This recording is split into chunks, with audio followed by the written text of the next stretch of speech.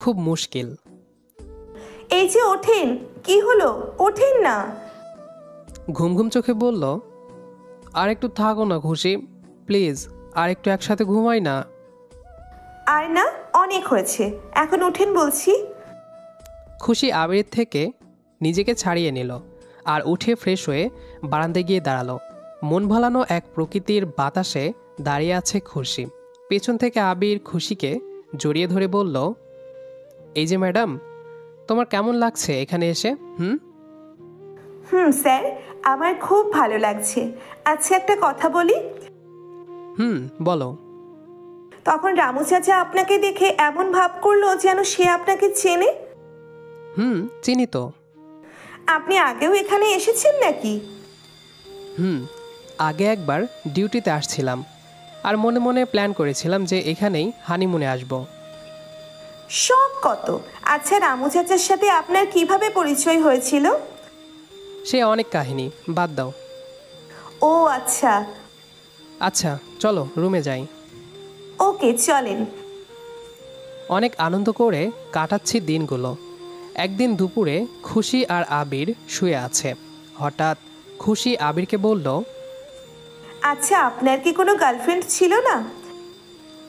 ছিল তো, কেন? একটু রাগী সুরে বলে। কে সেই ডাইনিটা? আরে ছিল একজন, অনেকদিন আগে তার বিয়ে হয়ে গেছে। তারে এখন আর মনে করি না, এখন শুধু তোমাকে ভালোবাসি। তুমি তো আমাকে ভালোবাসো না মনে হয়। আপনি তো সব জানেন। বুঝি সব। কচু বোঝেন। তাহলে আমার একটা জিনিস দিবা? কি দিব? আগে বলো দিবা। না বললে কেমনে দিব? বললে দিবা তো? দিব। কিস দাও না একটা, প্লিজ। ইস, পারবো না, চান তো। তুমি কিন্তু দিতে চাইছো। না, আমি দিব না। লজ্জা করে না বুঝি আমার? দেখছো, তুমি আমারে মোটেও ভালোবাসো না। এটা কিন্তু ঠিক হচ্ছে না। ওকে যাও, লাগবে না আমার। রাগ করছেন কেন? আমি রাগ করি না। না, আপনি রাগ করছেন। কিছু বলার আগেই খুশি আবিরের ঠোঁটে কিস করলো। তারপর খুশি দৌড়ে বারান্দায় গিয়ে দাঁড়িয়ে থাকে। লজ্জায় সে লাল হয়ে গিয়েছে প্রায়। কি গো, তুমি লজ্জা পাইছো নাকি? ধ্যাত, আপনিও না কেমন জানি। আবির আর খুশি এভাবে কাটিয়ে দিল, এভাবে 1 সপ্তাহ খানেক। এভাবে কিছুদিন যাবার পর এবার বাড়ি ফেরার সময় হলো তাদের। এতদিন খুব আনন্দে কাটিয়েছে দিনগুলা। সবাইকে বিদায় জানিয়ে বাড়িতে রওনা দিল আবির ও খুশি। তারপর তারা বাড়ি ফিরে যায়। বাড়ি ফেরার পর, খুশি মা, আবির বাবা, তোরা এসে গেছিস? তোদের খুব মনে পড়তো রে বাবা।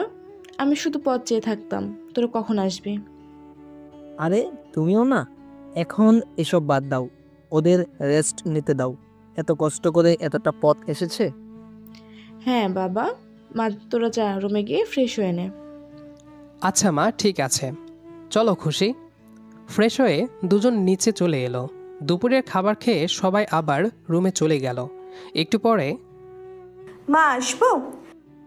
আবিরের মা বলল, আয় মা, ভেতরে আয়, আমার পাশে এসে বস।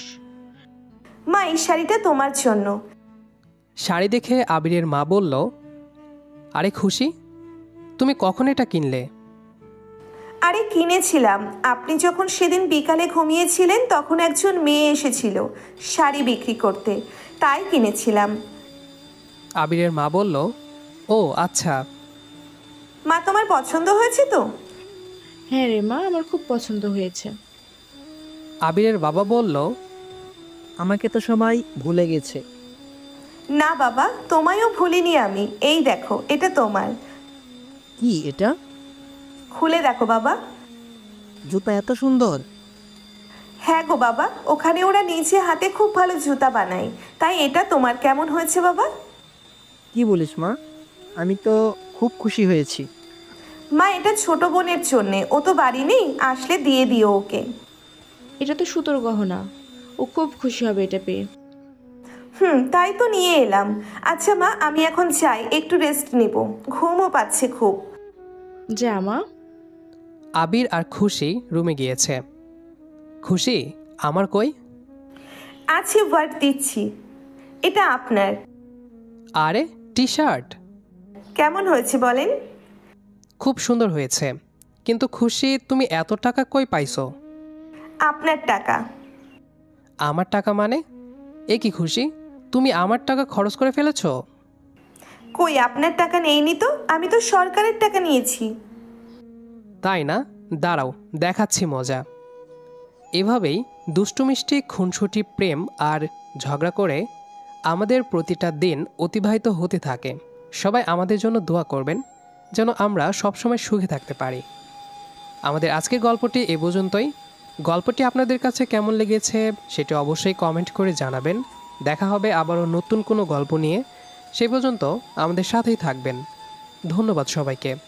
আর পুরো গল্পটি শেষ পর্যন্ত শোনার জন্য ধন্যবাদ।